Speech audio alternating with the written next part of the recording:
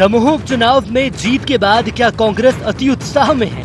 क्या इसलिए कांग्रेस को अभी से 2023 में वापसी के सपने आने लगे हैं? जी हाँ, बीते कुछ दिनों से कमलनाथ के बयानों पर गौर करें तो यही नजर आ रहा है। बल्कि अफसरों कर्मचारियों को जो चेतावनी दी जा रही है, उससे नाथ की बेचैनी समझी जा सकती है। मैं तो शासकीय कर्मचारी को कहना चाहता हूँ, 2 साल बचे, अधिकारी हो कर्मचारी हो, अपना भविष्य सुरक्षित रखना, अपना भविष्य सुरक्षित रखना। आप रिटायर भी कर जाना तो फाइल तो खुली होगी ना, फाइल तो मौजूद होगी। अगर आप भारतीय जनता पार्टी का बिल्ला अपने जेब में लेके घूमते हैं, वो किस पॉकेट में है, वो कौन सी पैंट है, वो पैंट का याद रखिएगा, हम भी जानते हैं। यदा कदा मैदान में नजर आने वाली कांग्रेस के बयान ने बीजेपी को सचेत कर दिया है और इसीलिए बीजेपी पार्टी कार्यकर्ताओं के साथ अपनी रणनीति को अंजाम दे रही है, बल्कि सौगातों के जरिए मैदान में है और नाथ के बयान पर पलटवार करने में भी पीछे नहीं है। रस्सी जल गई, बल नहीं गया। कमलनाथ जी आजकल कर्मचारियों को धमका रहे हैं, देख लूंगा, मिटा दूंगा, जांच करवा दूंगा। 15 महीने क्या कर रहे थे? ये धमकाने वाला अंदाज अलोकतांत्रिक है, अब भारतीय है। मध्य प्रदेश के कर्मचारी व अधिकारी कर्तव्यनिष्ठ है, लेकिन लगता है कि बुरी तरह बौखलाए हुए हैं। मैं कहता हूं पहले कांग्रेस पार्टी देख लो। जब मछली पानी से निकल जाती है तो वो तड़पती है, तो तड़प रहे हैं बिना सत्ता के। लेकिन कमलनाथ जी भ्रम में मत रहिए, आप तड़पते रहें, चिल्लाते रहें, धमकाते रहें। मध्य प्रदेश की जनता ने आपका हिसाब किताब कर दिया है। अब आपके इन बातों से न कोई डरने वाला है, न कोई भ्रम में आने वाला है। सरकारी कर्मचारियों को धमकाने का जो प्रयास किया है, इसके परिणाम भी कमलनाथ जी आपको अच्छे से भुगतने पड़ेंगे। प्रदेश में पहले 3 विधानसभा और 1 लोकसभा का उपचुनाव होगा और उसके बाद 2023 की बात होगी। लेकिन कांग्रेस की बेचैनी के आखिर मायने क्या? Bureau report, IND 24।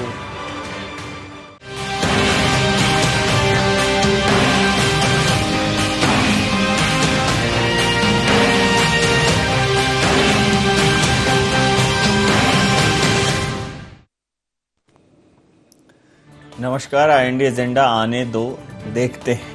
मैं आपका स्वागत है, मैं हूं आपके साथ नवीन पुरोहित। चर्चा को विस्तार देंगे, उसके पहले IND एजेंडा के मुख्य बिंदुओं की तरफ एक निगाह डालते हैं। क्या दमोह उपचुनाव में जीत के बाद अति उत्साह में है कांग्रेस? क्या कमलनाथ को अभी से आने लगे 2023 में वापसी के सपने? क्या नाथ के अधिकारियों को धमकी कर रही उनकी बेचैनी बयां? क्या सौगातों के जरिए भारतीय जनता पार्टी सरकार ने जीता जनता का दिल? इन्हीं सवालों के साथ चर्चा में आप सबका पुनः स्वागत है। मध्य प्रदेश में कांग्रेस के मुखिया कमलनाथ जी अधिकारियों को यह सलाह दे रहे हैं कि वो भारतीय जनता पार्टी का एजेंट न बने, भारतीय जनता पार्टी का बिल्ला लेकर जेब में न घूमें, कांग्रेस के कार्यकर्ताओं के साथ अन्याय न करें और निष्पक्ष रहें। इस बात को लेकर भारतीय जनता पार्टी कांग्रेस पर हमलावर है, लेकिन जब भारतीय जनता पार्टी 15 महीनों में विपक्ष में थी, तब शिवराज सिंह चौहान जी भी ये कहते थे कि देख लेना, कलेक्टर, कमिश्नर, SP को ये बात कहते थे कि जब हम आएंगे फिर से तो इसका पूरा हिसाब करेंगे। हालांकि आज कमलनाथ जी की भाषा को भारतीय जनता पार्टी अलोकतांत्रिक और अमर्यादित बता रही है। कमलनाथ जी का भाषाई व्याकरण थोड़ा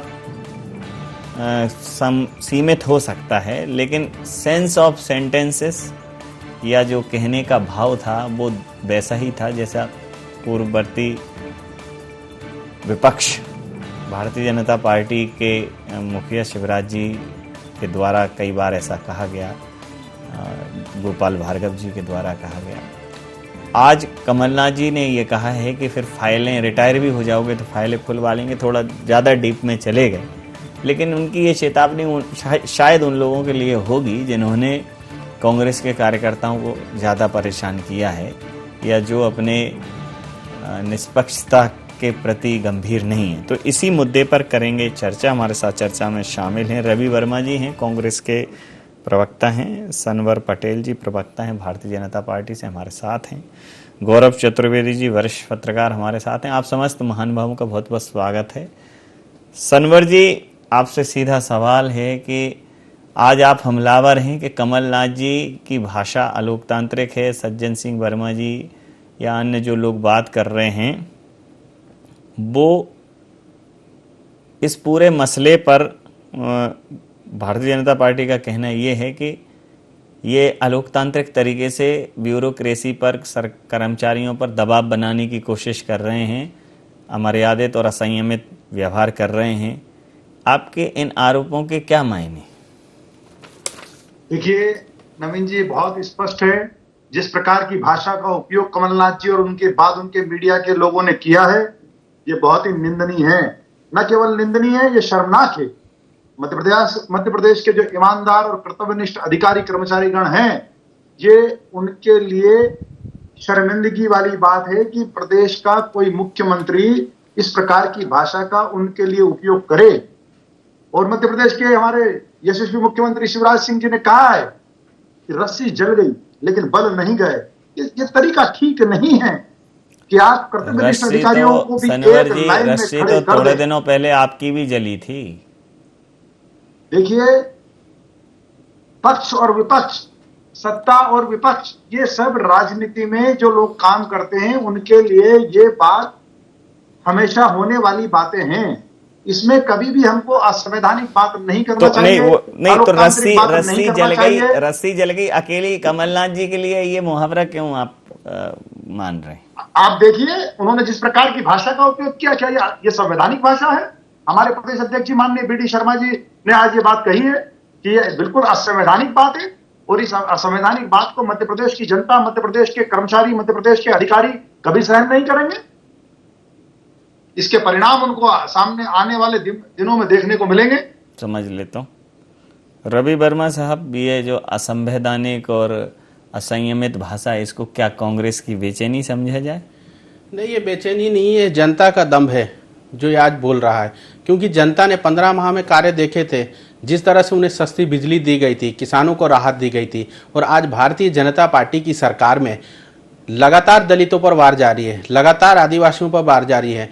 जो एक कार्रवाई होनी चाहिए, जो कार्य ड्यूटी होनी चाहिए शासन प्रशासन के अधिकारी, वो नहीं कर रहे हैं। लगातार भारतीय जनता पार्टी का बिल्ला लेकर वो कार्य कर रहे हैं। और आज जो संविधान की दुहाई दे रहे हैं, संविधान को किस तरह से तोड़ा जा रहा है, कुचला जा रहा है, ये सारी चीजें आज सामने हैं कि जितना ईश्वर से डरते हो उतना मुझसे डरो। आरएसएस के लोग या यदि इंदौर में नहीं होते तो आग लगा देते। बल्ला मारने से लेकर उन्हें जूता दिखाने तक के कार्य इस प्रदेश में देखे हैं। और आज वे संविधान और लोकतंत्र की दुहाई दे रहे हैं, जो बहुत ही उनके जो चेहरे हैं उसको उजागर करता है। कंपटीशन करेंगे क्या पार्टी?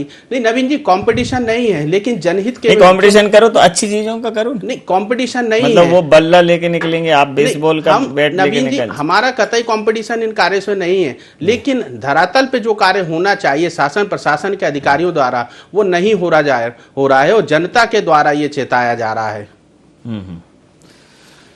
सनवर जी, रवि जी, आप दोनों लोगों की बात पर पहले एक प्रतिक्रिया ले लूं। गौरव साहब, जो कमलनाथ जी की भाषा है उसको लेकर अच्छा खासा आक्रोश भारतीय जनता पार्टी के अंदर है। प्रदेश अध्यक्ष बी डी शर्मा जी, मुख्यमंत्री शिवराज सिंह चौहान और अन्य नेताओं ने उस पर सवाल उठाए हैं। आपकी प्रतिक्रिया चाहूंगा। नवीन जी, सबसे पहले तो मैं ये कहना चाहूंगा कि चाहे राजनीतिक पार्टी के कार्यकर्ता हो, नेता हो या सरकारी अधिकारी और कर्मचारी, दोनों को अपनी अपनी सीमा रेखा और लक्ष्मण रेखा का भान होना चाहिए कि इस तरीके के कड़वाहट भरी बातें सामने ना आए। अधिकारी, कई बार देखते हैं अधिकारी और कर्मचारी सत्तारूढ़ दल के पक्ष में होकर काम करने लगता है और जब विपक्ष इस बात को देखता है तो उसके इस तरीके की प्रतिक्रियाएं आना स्वाभाविक है। लेकिन आज जो घटनाक्रम घटित हो रहा है, हमने शिवराज जी का भी राजकाज देखा है और कमलनाथ जी का भी राजकाज देखा है, और दोनों ही मुख्यमंत्री के कार्यकाल में दोनों ने ही प्रशासनिक मशीनरी का जबरदस्त दुरुपयोग किया, कई बार कई अवसरों पर हुआ। और उसके बाद शिवराज जी ने भी उस समय कहा था कलेक्टर कमिश्नर एसपी को कि पिट्टू सुन ले रे पिट्टू। कमलनाथ जी ने भी कई विधायकों के मकान तुड़वाए, कई राजनीतिक कार्यकर्ताओं के मकान तुड़वाए, और सबसे हास्यास्पद बात जो मुझे लगी, विष्णुदत्त शर्मा जी भी इस कुश्ती में कूदे हुए थे। और मैं आपको याद दिला दूं कि उज्जैन के एक कॉलेज में सबरवाल हत्याकांड हुआ था, और उस हत्याकांड में उस प्रोफेसर प्रिंसिपल की मृत्यु एबीवीपी के कार्यकर्ताओं की धक्का मुक्की या जो उस समय के घटनाक्रम थे उसको लेकर के हुई थी। तो सभी राजनीतिक दल जब इस तरीके की बातें करते हैं या राजनेता इस तरीके की बातें करते हैं तो बड़ी शर्म आती है। सीमा रेखा का भान रखना सभी के लिए बहुत आवश्यक है। जी, सनवर जी क्या कहेंगे, कहना चाह रहे हैं कुछ, बोलिए। नवीन जी, मैं गौरव चतुर्वेदी जी का बड़ा सम्मान करता हूं, लेकिन जिस प्रकार से उन्होंने आरोप लगाया है एबीवीपी पर और सम्माननीय विष्णुदत्त शर्मा जी भाई साहब का उसमें जिक्र किया, मैं आपको बताना चाहता हूं कि भारत में लोकतंत्र है, डेमोक्रेसी है और यहाँ पर न्यायालय है। जिस प्रकार का झूठा आरोप उस समय कांग्रेस ने लगाया था और विपक्षी दलों का जो षड्यंत्र था, वो न्यायालय, माननीय न्यायालय द्वारा एबीवीपी के एक एक कार्यकर्ता को क्लीन चिट देकर उसका पूरा रिजल्ट हमारे सामने है। दूध का दूध और पानी का पानी है। सिर्फ आरोप लगाने से कोई दोषी नहीं होता है। इस प्रकार का उदाहरण यहां देना बिल्कुल सरासर गलत है। जी जी।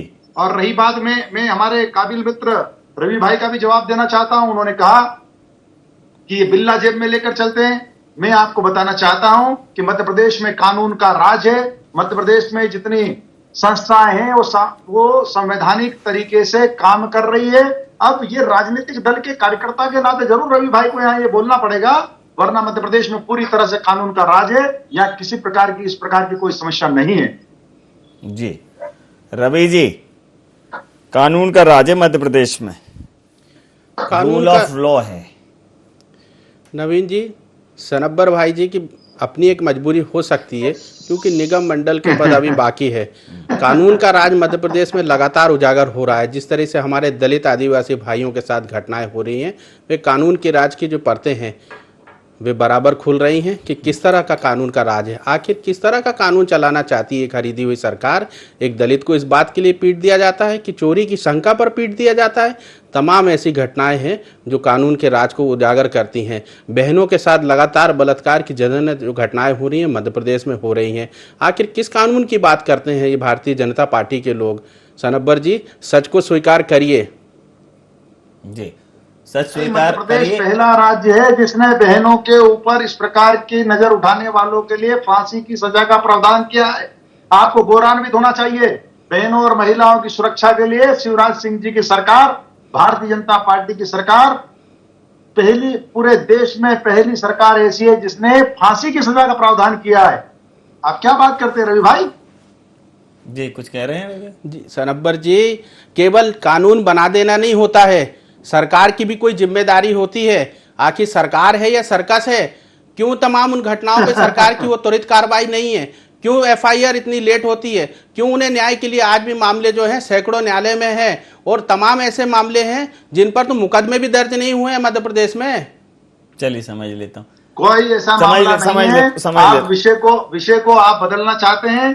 आप जिस प्रकार से कमलनाथ जी ने जो सनब्बर भाई भाषा का उपयोग किया है ये सरासर गलत है। रवि भाई आप जिम्मेदार प्रवक्ता हैं, आप भी अपने बैनर पर इस बात को बताइए कि इस प्रकार की भाषा के बाद जब आप सामना करते हैं पब्लिक का, ये मात्र एक चैनल नहीं है, 7.5 करोड़ जनता इसको देखती है और अधिकांश लोग उसमें से देखते हैं, तो आपके लिए भी ये मुश्किल जब हो जाती है जब इस प्रकार की बात आती है। मैं समझ लेता हूँ। गौरव जी, अब जनता को विपक्ष, अगर सत्ता पक्ष और विपक्ष, तो विपक्ष को अगर ये कहना पड़े ब्यूरोक्रेसी से कि हमें आने दो फिर हम देखते हैं, तो निश्चित रूप से विपक्ष बहुत स्थितियों में आगे जा चुका होगा। ऐसी स्थितियों में विपक्ष आवाज किसकी उठा रहा है? जनता की आवाज उठा रहा है। नहीं सुनवाई हो रही है तो विपक्ष परेशान हो रहा है, लेकिन नेपथ्य में कहीं जनता दिख नहीं रही है। प्रदर्शन, अगस्त क्रांति यात्रा हुई या अन्य जो भी प्रदर्शन हुए, उनकी जो माहौल होना चाहिए कांग्रेस में, जो उत्साह होना चाहिए, एक बड़े जन समूह के साथ कांग्रेस को खड़े होने की आवश्यकता है। जनता का स्वर कांग्रेस को कहीं ना कहीं मिल नहीं पा रहा है। कोशिश कर रही है कांग्रेस, आप क्या महसूस करते हैं? नवीन जी, वर्तमान दौर में राजनीति बहुत ही भिन्न तरीके से करने की हो गई है। अगर हम भाजपा के भी विपक्ष में रहते हुए आंदोलन देखें तो जो कार्यकर्ताओं का जमावड़ा इकट्ठा होता था, उस कार्यकर्ता के जमावड़े को इकट्ठा कर पाने में कांग्रेस हमेशा से असफल होती हुई नजर आई है। जनता तब भी उस आंदोलनों में बहुत ज्यादा पार्टिसिपेट नहीं करती थी, क्योंकि जनता जब भी लड़ाई करती है तो सत्ता से लड़ाई करती है। अगर हम किसान आंदोलन की बात करें तो किसान आंदोलन में भी कांग्रेस बहुत पीछे बाद में आई थी। अगर वर्तमान वाले किसान आंदोलन की बात करें तो इसमें भी खुलकर कांग्रेस सामने नहीं आ पाई। इस तरीके के घटनाक्रम आम जनता का कनेक्शन इसलिए नहीं हो पा रहा कि आम जनता अपनी मजबूरियों में, अपने जो दैनंदिनी जो जरूरतें हैं उनको पूरा करने में लगी रहती है। उसे राजनीतिक दल की जो गंभीरता होना चाहिए वो नजर नहीं आती। वो चाहे भारतीय जनता पार्टी रही हो या कांग्रेस रही हो, वो इसलिए दूर होती जाती है। जी जी, सनवर जी, आपके ऊपर ये जो आरोप आपके ऊपर भी लगा है कि ऐसा जो मतलब 900 चूहे खा के बिल्ली हज को जाने वाली बात हो रही है। नहीं नवीन जी, ये माननीय गौरव जी की बात का मैं जवाब देना चाहता हूं। जनता कांग्रेस के तथाकथित मुद्दों से नहीं जुड़े। जनता को जोड़ने के लिए रचनात्मक कार्यों की श्रृंखला बनाना होगी। जो भारतीय जनता पार्टी ये काम करती है, आज आपके इस विषय पर बताना चाहता हूं कि आज 363 निकायों में 627 करोड़ रुपए प्रधानमंत्री आवास योजना के माध्यम से डालने का काम किया गया। खुद मुख्यमंत्री जी जाते हैं, सबसे वर्चुअल बातचीत करते हैं। कल वेंडर्स को पैसा डालने का काम किया जाएगा। कि जनता के बीच में जाकर भारतीय जनता पार्टी की संजीदा सरकार जब काम करती है तो कैसे कांग्रेस के जो गलत मुद्दे हैं, जो झूठे मुद्दे हैं, उसमें कैसे कांग्रेस के साथ वो खड़ी होगी। इसलिए जनता कांग्रेस के साथ नहीं होती है और इसी का परिणाम है कि कांग्रेस के जो रिजल्ट आते हैं वो आपके सामने और हमारे सामने हैं। जी, जनता इसलिए आपके साथ खड़ी नहीं होती कि जनता आपसे कनेक्ट नहीं कर पाती। रवि जी, नहीं, हमने रचना तो मुद्दे नहीं होते इनके। जी, समझते हैं। आज प्रदेश में लगातार बेरोजगारी का स्तर बढ़ा है, बलात्कार में नंबर 1 हुआ है। तमाम ऐसे मुद्दे हैं। कांग्रेस के हमारे वरिष्ठ नेता, कांग्रेस की तमाम इकाइयां इन सब चीजों को लेकर लगातार धरने प्रदर्शन कर रही है। लेकिन जो वर्तमान में सरकार है, आज महंगाई की बात होती है, महंगे पेट्रोल की बात होती है तो पाकिस्तान और अफगानिस्तान जाने की सलाह देती है। उनके नेता नेहरू जी को जिम्मेदार देते हैं। आखिर सरकार इन सब मुद्दे जो हैं उनसे मुंह मोड़ने का काम क्यों कर रही है? सरकार अच्छे दिनों के नाम पर आई थी, स्वर्णिम मध्य प्रदेश की बातें हुई थी। आज ये मुद्दे गुम चुके हैं। आज इन मुद्दों से लगातार मुंह मोड़ा जा रहा है। भारतीय जनता पार्टी के नेता हर दिन कैमरे पर एक शगुफा छोड़ देते हैं। कैमरे की राजनीति की जा रही है। मध्य प्रदेश में आज जनता, इस देश में हमारे किसान तो लगातार त्राहिमाम कर रहे हैं। आपके ऊपर तो कमरे की राजनीति का आरोप है। नवीन जी, ये केवल भारतीय जनता पार्टी का उछाला हुआ जुमला है। हमारे कमलनाथ जी हों या तमाम नेता हों, मध्य प्रदेश के हर जिले में लगातार धरने प्रदर्शन कर रहे हैं। भारतीय जनता पार्टी इन्हीं सब मुद्दों से आज भयभीत होकर इस तरह के आरोप लगा रही है। जी, आप क्या ये एक तरीके से इनको डेविएट कर देते हो मेन मुद्दों से, ताकि कांग्रेस के असल मुद्दों की तरफ जनता का ध्यान नहीं जाए, आप ध्यान भटकाने का काम करते। असल मुद्दा स्वास्थ्य का है, असल मुद्दा लोगों के जीवन का है। रात दिन भारत सरकार और मध्य प्रदेश की सरकार लगी हुई है। इनको हमारे साथ आना चाहिए, इनको अपने कार्यकर्ताओं से अपील करना चाहिए। वैक्सीनेशन का जब महाअभियान चलता है उस पर आरोप लगा दो, फिर यहाँ पर कर्मचारियों पर आरोप लगा दो, अधिकारियों पर आरोप लगा दो। सनबर जी, ट्विटर से मध्य प्रदेश नहीं कर सकते चलेगा। हैं, बीच में बात कर बयान सकते हैं, ये ओपन बयान से कर मध्य प्रदेश नहीं चलेगा। मध्य प्रदेश में आपको एक स्वस्थ विपक्ष के रूप में आना है तो आपको रचनात्मक कार्य करना पड़ेंगे, और जो हमारे सकारात्मक काम है भारतीय जनता पार्टी की सरकार के, उसके साथ आपको खड़ा होना पड़ेगा, सहभागिता करना पड़ेगी। और मेरा आपसे निवेदन है कि आपके कार्यकर्ताओं को ऐसे महाअभियान में, ऐसे रचनात्मक कार्यों में सहभागिता करने के लिए आप अपील कीजिए। जी सनब्बर जी, जिस आप स्वास्थ्य व्यवस्थाओं की दुहाई दे रहे हैं, कुछ दिन पूर्व हमने देखा है कोरोना महामारी के दौरान भारतीय जनता पार्टी के नेता दूर दूर तक दिखाई नहीं दे रहे थे। कांग्रेस के अंतिम पंक्ति का कार्यकर्ता ऑक्सीजन से लेकर तमाम मुद्दों, जब देश के गांव गली मोहल्ला एक एक सांस के लिए तरस रहा था, तब भारतीय जनता पार्टी के लोग कहीं नजर नहीं आ रहे थे। और भारतीय जनता पार्टी की सरकारें कांग्रेस के दफ्तरों में पुलिस भेजने का काम कर रही थी। आपने उस चेहरे को भी देखा है। भारतीय जनता पार्टी के लोग किस तरह से दलाली में शामिल थे, जीव रक्षक दवाइयों की दलाली में शामिल थे। तमाम उन मुद्दों आज जो जनता है उनको पहचानती है। आपके उन चेहरों को पहचान चुकी है। कोरोना महामारी में आप दूर दूर तक नजर नहीं आए। सनब्बर जी, उनके पाँव में चप्पल पहनाने के लिए उनके चलिए अंतिम प्रतिक्रिया के साथ चर्चा समाप्त करूंगा। एक भी मृत्यु नहीं हुई। अंतिम प्रतिक्रिया के साथ चर्चा समाप्त करूंगा। गौरव जी, उम्मीद कांग्रेस को है और कांग्रेस कह रही है आने दो, देखते हैं। बेहतर है कांग्रेस कहे आने दो, दिखाते हैं कि सरकार क्या होती है, सुशासन क्या होता है। 15 महीने नहीं दिखा पाए। और मैं तो ये कह रहा हूं कि ये जो